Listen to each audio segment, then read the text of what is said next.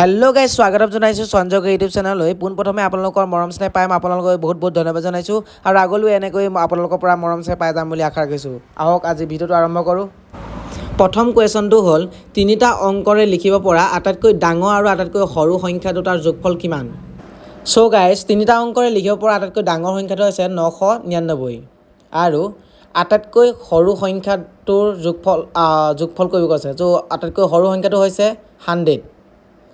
আৰু 999 আৰু 100 যোগফল হ'ব এফালে 9 আৰু 9 একে 10 1099 সো ইয়াৰ শুদ্ধ উত্তৰটো হ'ল 1099 সেকেন্ড নম্বৰ কোৱেশ্যন হ'ল এটো বহুত ইম্পৰ্টেন্ট কোৱেশ্যন এটা অংকৰে গঠিত আটাইতকৈ ডাঙৰ যুগ্ম সংখ্যাটো কি সো গাইস এটা অংকৰে গঠিত আটাইতকৈ ডাঙৰ যুগ্ম সংখ্যাটো হৈছে 8 আৰু ইয়াৰ আটাইতকৈ সৰু যুগ্ম সংখ্যাটো হৈছে 2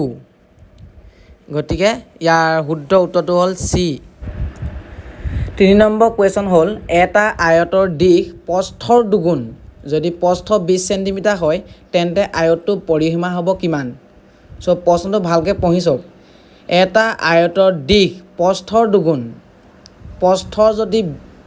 20 সেন্টিমিটাৰ লিখা আছে প্ৰস্থ যদি 20 সেন্টিমিটাৰ হয় তেতিয়া দিশ কিমান হ'ব 40 হ'ব সো আমি প্ৰথমে আয়ত এটা আঁকি ল'ব লাগিব অকা পাছত ইয়াৰ প্ৰস্থ কৈছে 20 সেন্টিমিটাৰ আৰু দিশ কৈছে 40 সেন্টিমিটাৰ আৰু ইয়াৰ ফৰ্মুলাটো হৈছে 2 * l + b সো উত্তৰ হ'ব 2 * l ঠাইত 40 আৰু b ঠাইত 20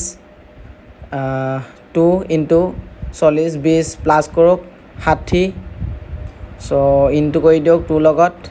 260 120 সো ইয়াৰ শুদ্ধ উত্তৰটো হ'ল 120 সো ইয়াৰ শুদ্ধ উত্তৰটো হ'ল সি 120 সেন্টিমিটাৰ 4 নম্বৰ কোৱেশ্যন হ'ল এটা টিভি 21000 টকাত কিনা হ'ল এবছৰৰ পিছত টিভিটোৰ মূল্য পুৰণা হোৱাৰ বাবে 5% হ্ৰাস পালে এবছৰৰ পাছত টিভিটোৰ মূল্য হ'ব কিমান সো ইয়াক আপোনালোকে কোনো ফৰ্মুলা ইউজ কৰিব দৰকাৰ নাই আপোনালোকে ফাৰ্ষ্ট এই 5%টো প্ৰথমে আপোনালোকে উলিয়াই লওক 21000 টকা এই 21000ক আপোনালোকে 5%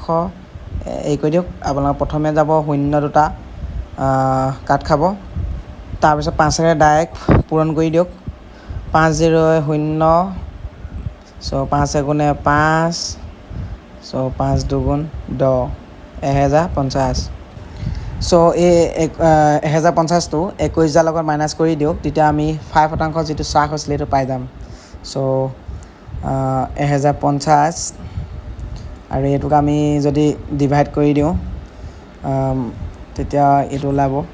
সো 0 5 সো এফালে থাকি গ'ল 9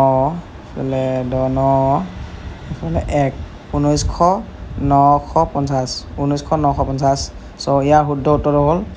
এ 19,950 টকা সো গাইস মোৰ এই ভিডিওটো চাই যদি ভাল লাগিলে তেন্তে ভিডিওটো লাইক কমেন্ট শেয়াৰ কৰিব আৰু আপুনি যদি মোৰ এই চেনেলটোলৈ প্ৰথমবাৰ আহিছে তেন্তে এনে ধৰণৰ প্ৰশ্ন উত্তৰ পাই থাকিব বাবে চেনেলটো সাবস্ক্ৰাইব কৰিবলৈ নাপাহৰিব থ্যাংক ইউ